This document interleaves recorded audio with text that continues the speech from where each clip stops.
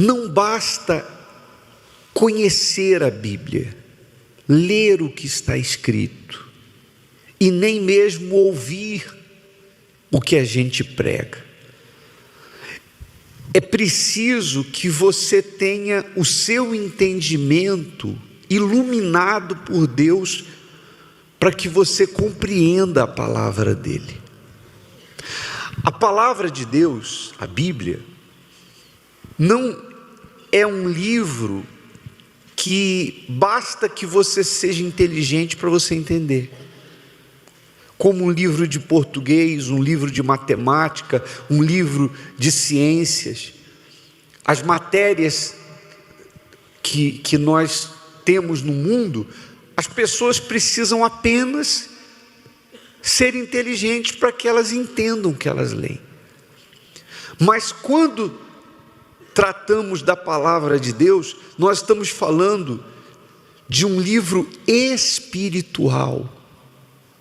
Jesus disse: as minhas palavras são espírito e vida. Então, a pessoa pode ser muito inteligente, entender de todos os assuntos, ter um QI elevado e ler a Bíblia e no entanto, não entender nada, não conhecer a vontade de Deus. Um exemplo claro disso é o caso dos 2 discípulos no caminho de Emaús. Jesus ressuscitou, Jesus já havia ressuscitado, e Jesus encontrou 2 discípulos no caminho. Esses discípulos haviam convivido com ele, haviam ouvido a palavra dele, haviam ouvido acerca das profecias, inclusive a de que ele ressuscitaria,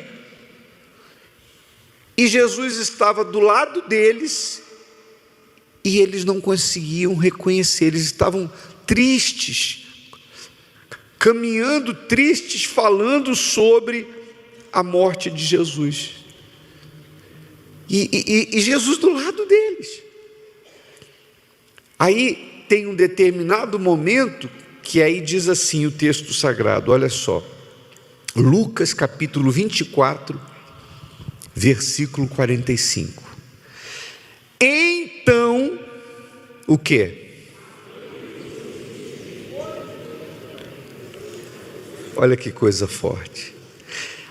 Então abriu-lhes o entendimento para compreenderem as Escrituras. Quem abriu? O Espírito Santo, Jesus, Deus. Abriu o entendimento deles.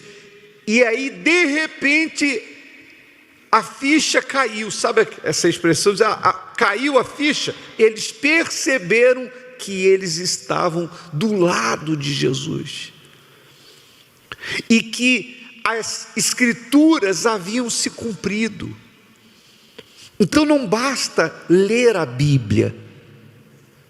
Por isso que quando você for ler a Bíblia, você deve ler em espírito e orar: ó Deus, ilumina o meu entendimento, abre o meu, porque é o Espírito Santo que faz isso, abre o meu entendimento para eu compreender, porque se você não entender, se você não compreender qual é a vontade de Deus para a sua vida, você vai ter conhecimento da letra, mas você não vai praticar, você não vai viver, e aí a gente entra nessa gravíssima situação que a gente vê hoje em dia, de um número enorme de pessoas que conhecem as Escrituras.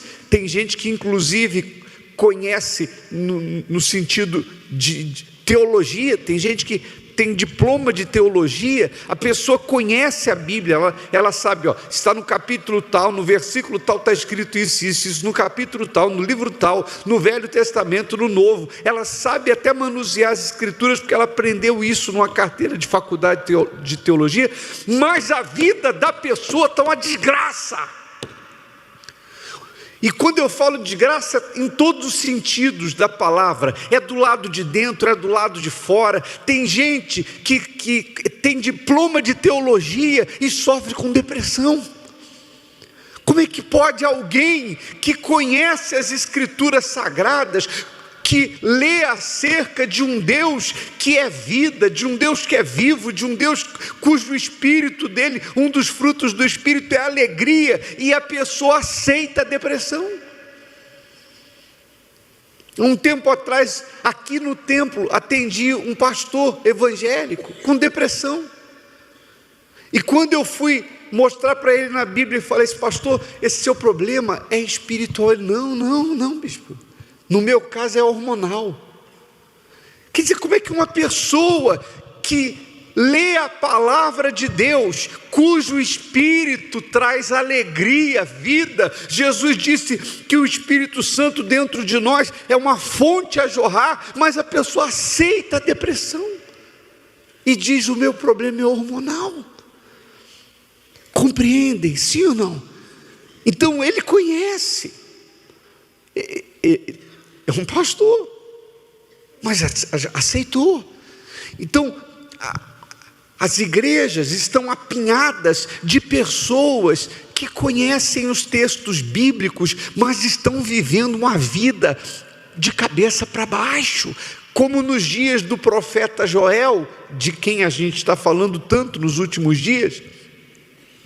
E é por isso, inclusive, que a gente está vestindo preto. Muita gente agora está se vestindo de amarelo nesses dias, sim ou não? Nada contra. Nós estamos vestindo preto. Por quê? Pelo luto, por ver tantas pessoas. E eu não estou falando dos evangélicos não, porque isso acontece dentro da Igreja Universal também. Quando a gente para atender, a gente lida com casos de pessoas que estão há anos na igreja com a vida destruída. Anos na igreja sem se beneficiar do que diz a palavra. Pessoas, por exemplo, anos na igreja que não recebem o Espírito Santo. A gente pergunta: você já é batizado nas águas? Batizei no ano tal. E o Espírito Santo? Estou buscando. Meu Deus do céu, batizou nas águas no ano tal. Então, quando você se batizou nas águas, você ofereceu sua vida, você se arrependeu, você se entregou, e até hoje não vê a resposta do céu para dizer se a sua vida foi aceita ou não. Compreende, sim ou não? Porque se eu entrego a minha vida, logo sei que ela foi aceita quando Deus me entrega o Espírito Santo, que é a plenitude de Deus. E às vezes a pessoa está ali há anos dentro da igreja e não recebe o Espírito Santo. Por quê? Compreende, gente, sim ou não? Então isso nos humilha, essa é a palavra. Isso nos humilha, isso nos ultraja. Eu estou falando nós, pastores, porque o que faz selar o nosso ministério é a transformação da sua vida, mas transformação de dentro para fora, não é mudança de roupa, não é trocar de carro, não é trocar de casa, não é ter uma casa melhor, é trocar de vida, é você nascer de novo, é você ter o Espírito Santo, é você ter vida. O que a gente tem dentro da gente, você ter dentro de si. Se isso não acontece, isso nos humilha, nos ultraja. Compreende-se ou não? Mas, preste atenção. Se não funciona, se o Espírito não veio ou não vem, se a glória de Deus não desce, é porque a oferta não foi 100%. Não foi 100%. Os testemunhos têm mostrado isso. A pessoa pode até frequentar direitinho a igreja, ela pode até devolver o dízimo, ela dá boas ofertas, ela participa de fogueira santa, ela vem frequentemente, mas ela não se entregou. Muitos estão vindo há anos na igreja, mas tentando conciliar o reino de Deus com o reino do mundo. A pessoa quer as duas coisas. Eu quero as coisas de Deus, quero, mas ela não quer largar o osso, ela não quer largar o pecado, e fica ali com o pé em duas canoas.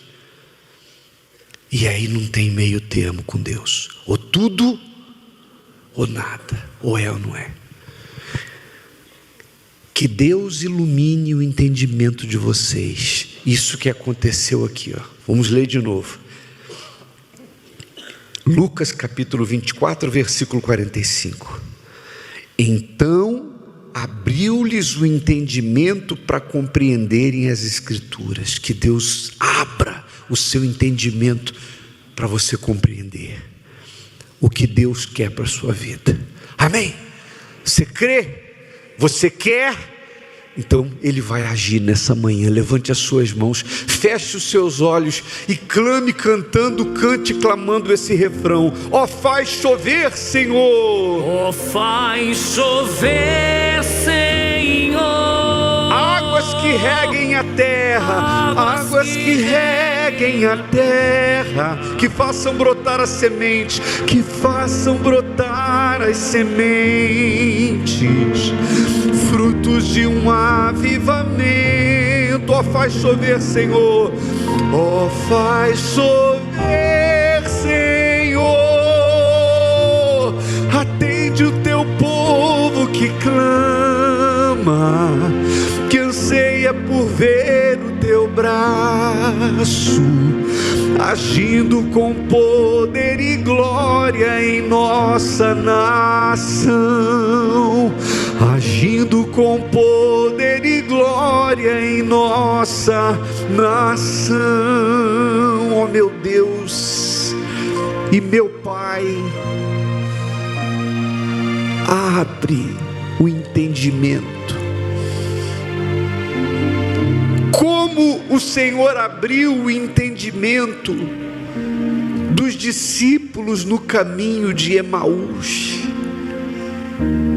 Tira, meu Pai, todo bloqueio, porque quando nos deparamos com casos de pessoas que estão há tanto tempo na igreja, ouvindo a Tua palavra, pessoas que estão ali diante de nós, meu Pai, 2, 3 vezes na semana, tem gente que vem todos os dias na igreja, mas quando vai se peneirar e ver o aproveitamento, há pessoas que estão com a vida em pedaços, como nos dias do profeta Joel, que o povo, meu Pai, conhecia a história, sabia acerca do Senhor. Eles sabiam que o Deus de Judá era o Senhor, o Senhor dos exércitos, mas no entanto estavam, meu Pai, vivendo uma situação deplorável. Estavam, meu Pai, sendo afligidos pelos exércitos de pragas que devastavam a agricultura e não tinham semente, não tinham alimento, não tinham provisão, não tinham nem oferta para levar no templo, tudo prevalecendo contra, meu Pai, e o povo não enxergava a real situação, e o Senhor levantou o profeta Joel para abrir os olhos daquele povo, da nação, meu Pai. O Senhor abriu os olhos para que as pessoas se voltassem para o Senhor, não rasgando roupa, não, porque isso eles faziam, mas era tudo do lado de fora. O Senhor queria que eles rasgassem o coração, o Senhor queria que eles se voltassem para Ti. Oh, meu Deus, por isso as trombetas foram tocadas, e nós estamos aqui como Joel, nós estamos aqui para tocar a trombeta, nós estamos aqui para alertar, meu Pai, nós estamos aqui para levarmos o Teu povo a esse avivamento, a essa salvação, meu Senhor. Oh, meu Deus, levanta essa criatura, levanta, meu Pai, faz agora haver essa libertação, remove o exército do mal que possa estar agindo na mente, no coração, na vida de alguém aqui, e manda para longe, como o Senhor disse que faria nos dias do profeta Joel. O Senhor disse que removeria o exército do mal e mandaria para o deserto, mandaria para longe. Então manda, meu Pai, arranca essa dor, arranca essa angústia, arranca essa aflição, que essa dor no corpo, essa dor na alma tenha fim. Nós não podemos aceitar a ideia, meu Pai, de que as pessoas venham viver anestesiadas em estado de letargia, achando que tudo que está sendo comum hoje em dia é normal. Não é normal a família destruída, não é normal casar para separar, não é normal alguém que crê na tua palavra viver em depressão. Não é normal, meu Pai, não é normal. Não é normal essa falta de paz. Então arranca o mal pela raiz. Coloque as mãos sobre a sua cabeça, minha amiga, meu amigo. Isso, e faça um clamor você mesmo agora, determinando que toda falta de entendimento saia, toda escuridão, tudo que bloqueia o seu entendimento, tudo que amarra a sua vida, todo o mal do corpo, da alma, do espírito, que todo o mal seja destruído, que todo o mal seja arrancado, seja banido, e esta pessoa seja livre agora. Diga assim: toda escuridão, todo bloqueio, eu repreendo e ordeno que saia da minha mente, da minha vida agora, dos meus caminhos agora. Diga em nome de Jesus, tire as mãos expulsando e diga: saia, e não volte mais. Levante as suas mãos. Eu declaro você livre, o seu entendimento iluminado, aberto. Eu declaro você curado e abençoado em nome do Pai, do Filho e do Espírito Santo. E quem crê, diga amém. Graças a Deus. Por favor, deixe a sua Bíblia já aberta em 1 Tessalonicenses capítulo 5, versículo 9. 1 Tessalonicenses capítulo 5, versículo 9. Está escrito assim, Paulo escreveu assim: porque Deus não nos destinou para a ira, mas para a aquisição da salvação por nosso Senhor Jesus Cristo. Então, para os que optarem pela salvação da alma, pela vida eterna, então Ele enviou o Senhor Jesus. Jesus morreu para oferecer à humanidade passada, presente e futura chance de salvação. Deus não nos destinou à ira, não nos criou para a ira, nos criou para a salvação. Mas aqui, nesse versículo, fala de ira. Existe também a ira. Muito se fala e se canta a respeito do amor de Deus. É muito comum você ler alguma coisa, até nas camisetas, nas mochilas que se vendem, tem caderno. Hoje existe a moda gospel, sim ou não? Então, o amor de Deus, há uma moda em torno da palavra amor de Deus. Mas as pessoas, elas não atentam para a realidade de que a Bíblia fala mais da ira de Deus do que do amor de Deus. Porque existe, sim, a salvação para aqueles que escolhem o Senhor Jesus como Senhor e Salvador e se entregam para Ele. Mas para os que não o aceitam, para aqueles que rejeitam o Filho de Deus, então existe a ira. E aí, no versículo seguinte, continuando ainda essa frase, diz assim: que morreu por nós, quer dizer, Jesus morreu por nós. Para quê? Para que ele morreu? Quer vigiemos, quer durmamos, vivamos juntamente com Ele. Guarda essa parte aí que está até destacada. Quer vigiemos, quer durmamos, vivamos juntamente com Ele. Mas como é que você pode saber com quem você vai quando você morrer? Como é que eu posso saber? Se você morrer agora, a gente nunca sabe qual vai ser a última reunião eu não sei qual vai ser a última reunião que eu vou fazer, se é essa, se é a última que você vai assistir, a gente não sabe. Mas se você, responda para si mesmo, se você morrer agora, para onde irá a sua alma? O corpo todo mundo já sabe. O pó volta para o pó.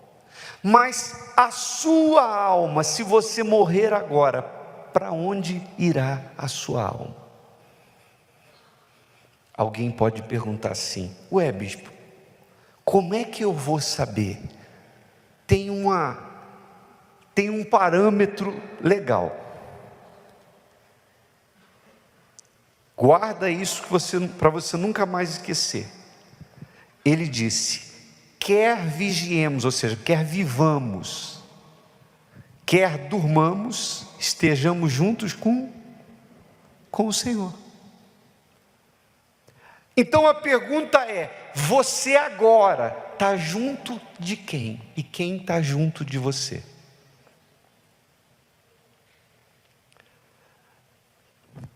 Não tire isso por estar aqui na igreja. Tem gente que diz assim: eu vou na igreja, então eu estou junto de Deus. Nada a ver uma coisa com a outra. Porque o segredo revelado nesse versículo é esse: quer vigiemos, quer dizer, vivos aqui, quer durmamos, vivamos juntamente com Ele. Ou seja, com quem você estiver de mão dada, simbolicamente, em comunhão, na hora que os seus olhos fecharem, ou piscarem pela última vez, e você der o último suspiro, com quem você tiver, com esse você vai ficar, por toda a eternidade. Quem entende? Está claro isso? Sim ou não? Não tem como trocar de companhia depois que morre. Com quem você estiver junto. Então, você não tem que responder para mim. Eu respondo a respeito da minha vida, e você avalia a sua própria vida à luz do que você está ouvindo. Mas a pergunta é: você hoje, agora, está junto de quem? A quem você está agradando? Não é o fato de estar aqui na igreja, é com quem você tem andado. Você está de mão dada com Deus, e eu me refiro, eu digo isso significa o seguinte: você está vivendo em obediência a Deus, ou você obedece o mal, o diabo? Você está vivendo no profano ou no santo? Na justiça ou na injustiça? Na verdade ou na mentira? porque é isso que define a quem nós pertencemos e quem é o nosso Senhor. Eu pertenço a quem eu sirvo, a quem eu obedeço. Amém, pessoal? Essa é a nossa luta quando a gente vai libertar as pessoas. Se você já assistiu reuniões de libertação, você deve ver ter percebido já, que é muito comum quando a gente fala assim: olha, você vai sair da vida dele, espírito imundo, você vai sair dessa pessoa, e o espírito diz assim: ela é minha, ele é meu. Com que direito? Como é que é isso? Quer dizer, é meu? Mas quando o mal fala isso, ele fala porque existe alguma coisa na vida daquela pessoa que linka ela a ele. Então, o mal se define como dono dela. Por isso que a maior oração de libertação não é quando a gente põe a mão na cabeça e diz: sai! A maior oração de libertação é quando a pessoa, o pecador, ele se curva diante de Deus e diz: eu me rendo. A partir de hoje eu vou deletar o contato do amante, da amante. A partir de hoje, Senhor, eu perdoo quem me ofendeu e eu abro mão desse sentimento ruim que eu carregava. A partir de hoje não será mais como eu quero, mas como o Senhor quer. E aí, sabe, a pessoa faz a sua oração sincera e se entrega sem peso e sem medida. A partir de hoje eu tiro o dinheiro do trono do meu coração. Eu não vou ser mais avarento. A partir de hoje não sai um palavrão da minha boca. A partir de hoje eu não conto mais mentira, nem de brincadeira. Eu vou ser da verdade. Igual Zaqueu, lembra? Rapidinho ele levantou e falou: Senhor, hoje eu resolvo que eu vou dar metade de tudo que eu tenho, porque ele sabia que ele era avarento, ele tinha que vencer a avareza, a usura. E se eu defraudei alguém, restituo 4 vezes mais. Aquele ali é o maior sai que você pode dar para o diabo. Jesus disse: hoje houve salvação nesta casa, porque este é filho de Abraão. Naquele momento, Zaqueu largou a mão do diabo e deu a mão para Deus, junto de Deus. A partir de agora eu vivo junto dele. E se ele morreu assim, eu creio que tenha morrido, a Bíblia não cita, então quem levou Zaqueu foi o dono dele, o Senhor Jesus. O Espírito a quem nós obedecemos é que fala que nós somos dele. Não é assim quando o batismo com o Espírito Santo acontece. O batismo com o Espírito Santo não é tremer, cair no chão, se arrepiar. Mas a pessoa se entrega e se rende, se arrepende. E o Espírito Santo, ele é que diz: ele é meu, ou tu és meu. Aquilo